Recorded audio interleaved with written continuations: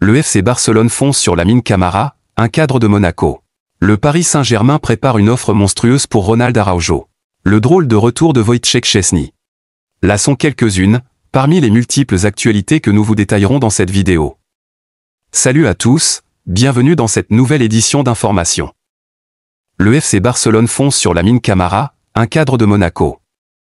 Un jeune talent de Monaco suscite l'intérêt du Barça. Les recruteurs catalans surveillent de près une pépite au parcours prometteur.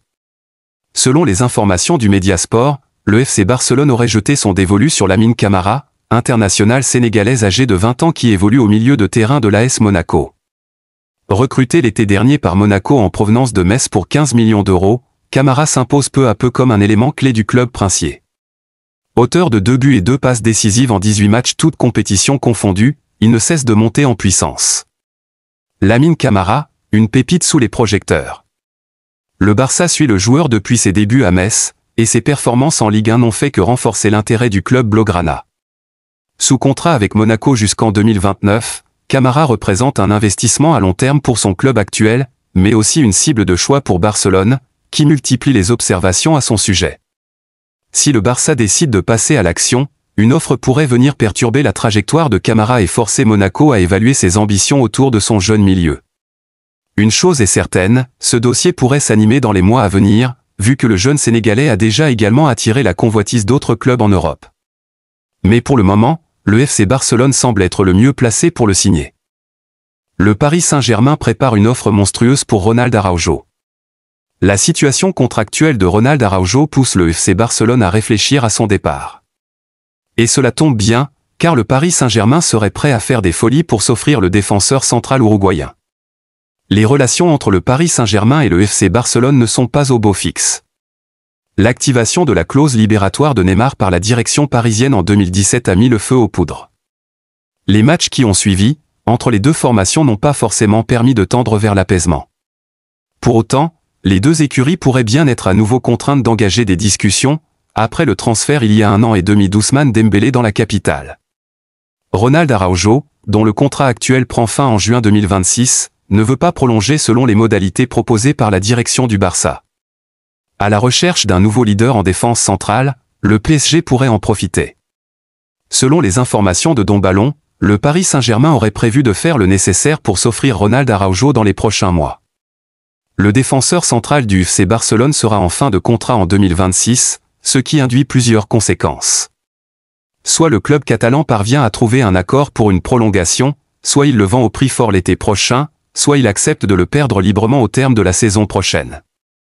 Ronald Araujo négocie d'ailleurs déjà avec le PSG, toujours selon le média espagnol, qui ajoute que le club de la capitale prépare une offre monstrueuse. En outre, Luis Enrique est un grand fan de l'homme et de son profil. L'entraîneur parisien apprécie particulièrement l'intensité de son jeu et son physique, même s'il revient d'une longue blessure. Quoi qu'il en soit, le FC Barcelone ne semble pas prêt à le laisser partir librement. Dans l'urgence financière, les blaugrana n'auront de toute façon pas d'autre choix que de vendre leurs joueurs à forte valeur marchande quand l'opportunité se présentera. Pour rappel, Ronald Araujo est aujourd'hui estimé à 70 millions d'euros selon Transfermarkt, soit la plus haute cote de sa carrière. Le drôle de retour de Wojciech Szczęsny. Szczęsny n'a toujours pas joué avec le FC Barcelone. Sorti de sa retraite pour compenser la grave blessure de Marc-André ter Stegen, Wojciech Szczęsny n'a toujours pas joué avec le FC Barcelone. Un drôle de retour dans le football pour le portier polonais. Wojciech Szczęsny ne sera pas resté très longtemps à la retraite. Parti contre son gré de la Juventus, le gardien polonais a décidé de mettre un terme à sa carrière de footballeur après l'Euro en Allemagne. Mais après seulement quelques semaines, le joueur passé par Arsenal et l'AS Roma a choisi de reprendre du service. Szczęsny n'a pas encore joué en effet, le natif de Varsovie n'a pas hésité une seule seconde à répondre favorablement aux sirènes du FC Barcelone, à la recherche d'un remplaçant pour compenser la grave blessure de Marc-André ter Stegen, forfait pour le reste de la saison. Si vous m'aviez dit il y a un mois que je jouerais pour le Barça, j'aurais ri sans arrêt. Je n'aurais remis les gants pour aucun autre club. Si vous dites non au Barça, cela veut dire que vous n'avez pas les couilles pour un tel défi, avait expliqué le dernier rempart de 34 ans quelques jours après sa signature. Depuis, Szczęsny n'a pas eu l'opportunité de montrer qu'il n'avait pas perdu de sa superbe. Et pour cause, son temps de jeu est de 0 minutes. La doublure de l'Allemand, Inaki Peña donne entière satisfaction à Hans-Dieter Flick, même si ses dernières sorties sont moins consistantes. Une situation qui n'a pas l'air de gêner son aîné. Il ne lui a donné aucune raison de le laisser sur le banc. J'ai déjà dit au coach que j'étais à 100% mais que la dynamique de l'équipe était bonne. Il n'y a aucune raison de changer pour changer, a récemment expliqué la dernière recrue catalane. Du beurre sur les épinards pour Szczęsny. Le plus surprenant, c'est que ses dirigeants sont partants pour le prolonger. Satisfaits de son apport auprès des jeunes, ils ne sont pas contre lui offrir une année de plus dans le groupe. A priori, cette idée ne devrait pas lui déplaire, lui qui a été aperçu avec un cigare à la bouche dans le vestiaire après la gifle infligée au Real Madrid, 0-4, fin octobre. Une retraite dorée pour un joueur qui va récupérer un joli cachet de 3 millions d'euros pour son année à Barcelone, qui va recouvrir les 2 millions d'euros payés à la Juventus pour s'avoir repris du service, quelques mois après avoir encaissé 6 millions d'euros suite à la résiliation à l'amiable avec la vieille dame. Vinicius glisse un tacle au Barça après le sacre du Real Madrid contre Pachuca. Victorieux de la Supercoupe d'Europe en août contre l'Atalanta Bergame, le Real Madrid visait ce soir un deuxième sacre cette saison, disputant la finale de la Coupe intercontinentale face à Pachuca.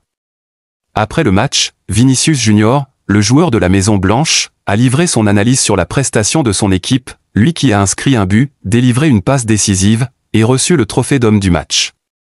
Il a notamment profité de cela pour glisser un petit tacle aux personnes n'ayant pas voté pour lui au Ballon d'Or, mais aussi au Barça. Ceux qui n'ont pas voté pour moi au Ballon d'Or changeront d'avis. Tous les joueurs ne peuvent pas porter le maillot du Real Madrid, nous sommes une élite. Plus de titres que Barcelone et l'Atlético Madrid depuis mon arrivée? Je ne fais que suivre ce que l'histoire me demande, nous avons été choisis pour jouer dans le plus grand club du monde, je continue à réaliser mon rêve. Le retour au Camp Nou se complique. Comme son grand rival de toujours le Real Madrid, le FC Barcelone a des projets de rénovation énormes pour son stade. Alors que les travaux sont déjà bien entamés et sont même en train de toucher à leur fin, les Catalans risquent cependant de devoir attendre avant de retrouver leur mythique enceinte. C'est ce qu'indique Marca ce mercredi. Si les Blaugrana espéraient revenir au Camp Nou au courant du mois de janvier ou février, le média espagnol nous explique qu'un retour cette saison est finalement considéré comme quasi impossible. Les travaux ont pris un peu de retard et le stade n'est pas encore prêt à accueillir des matchs. La pelouse n'a par exemple même pas encore été posée. Une situation qui oblige les responsables à reporter l'ouverture à la saison prochaine. C'est ici que prend fin cette édition d'information, à très bientôt pour plus d'actualités.